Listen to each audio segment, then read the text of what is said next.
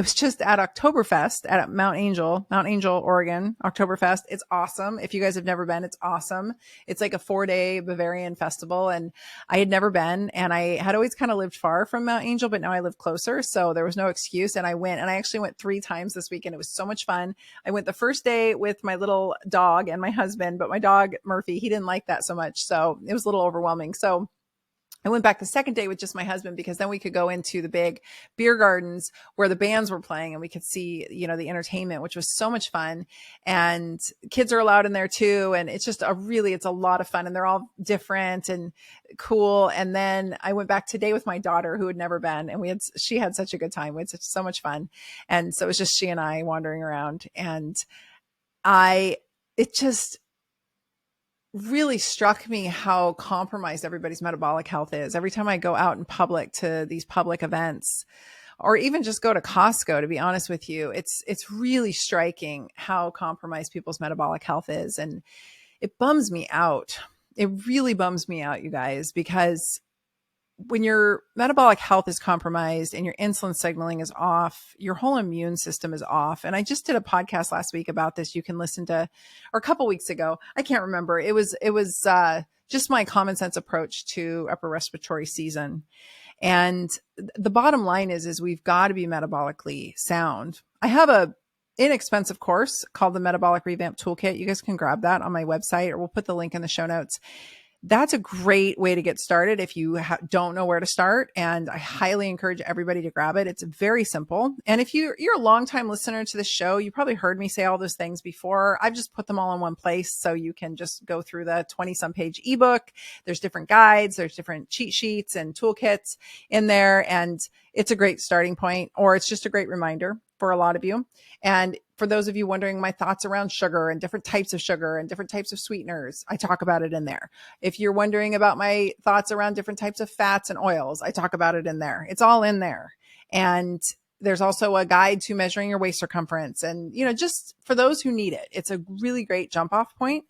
But some of you guys are experts and way beyond that, and you don't need it. And hurrah, and you just stay in the course, keep doing what you're doing. But if you do need it, then it's there for you, because I just think it's so absolutely critical that people understand this. And I don't think they know. And I think what got me the hardest walking around Oktoberfest was all these grandmas that you could see were so important to the grandchildren, and these little grandchildren. Everybody was in lederhosen and in the dresses and everything. It was great. It was so much fun. And it broke my heart to see some of these grandmas having such a hard time getting around, or they were in carts, or they were in walkers, and they weren't that old. But what happens when you're so severely metabolically compromised for a long period of time is that your joints start to wear out very quickly. And if you're also, ladies, please heed my warning. I've said this so many times. And if you're hearing this for the first time, go get your hormones assessed by somebody who knows what they're doing. Your GP is not going to probably help you with this. Go find someone who can help you. It's worth the investment. Find someone who's willing to work with you on bioidentical hormone replacement, and get started sooner than later. All the data that I'm finding really adds up to the storyline being, if you need estrogen and it starts to wane, the impacts on the brain, the impacts on the joints, the impacts on our adipose tissue, our fat tissue, the impacts on our metabolism, the impacts on our insulin sensitivity, all of that is so much easier to have the estrogen work in our favor if we do it early, before we're completely dead long into menopause. If we wait until we are way past menopause, estrogen might actually be deleterious to our health. It might actually do the opposite of what we want.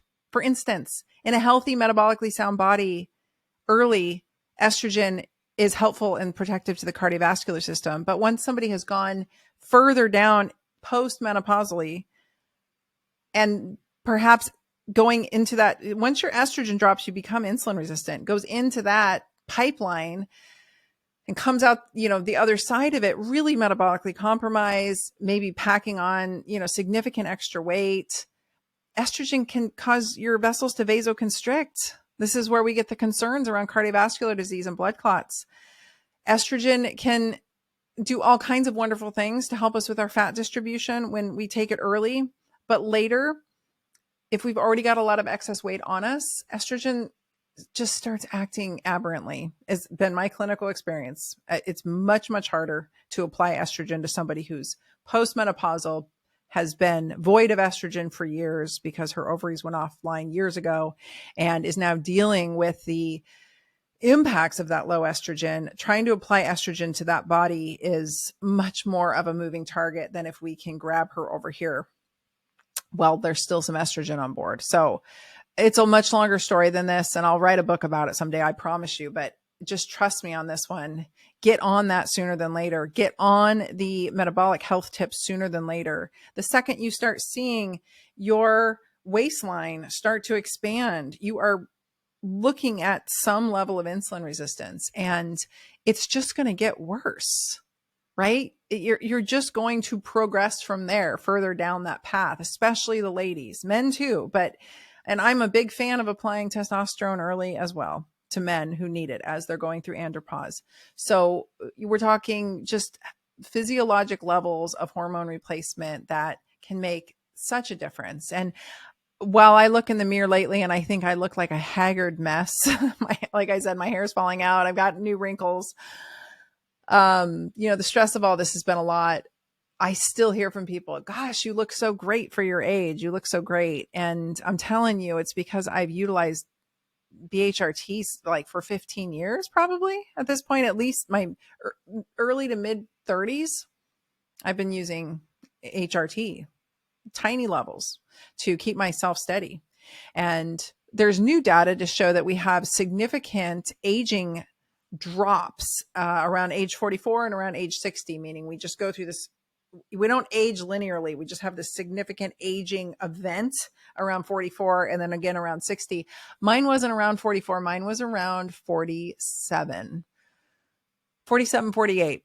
I aged significantly, and I was chalking it up to excess stress. But I'll tell you what was happening. I was utilizing estrogen topically, and it just wasn't absorbing the way I needed it to. In the past, that had been enough, but it just wasn't cutting it. And even though my labs looked okay, I treat based on symptoms, and I follow up with labs. And my symptoms were screaming estrogen deficiencies.